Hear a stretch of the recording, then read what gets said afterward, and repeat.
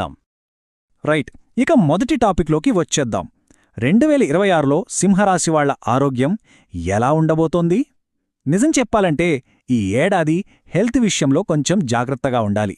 కొన్ని గ్రహాల స్థానాల వల్ల ఏడాది పొడవునా కాస్త హెచ్చుతగ్గులు కనిపించొచ్చు.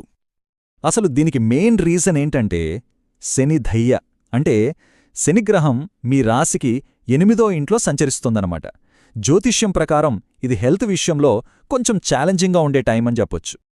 అయితే ఇక్కడ ఒక మంచి విషయమేంటంటే గురుగ్రహం మనకు కాస్త హెల్ప్ చేస్తుంది. చూడండి, జూన్ 2 వరకు గురుడి బలం వల్ల ఆరోగ్య సమస్యలు పెద్దగా ఇబ్బంది పెట్టవు.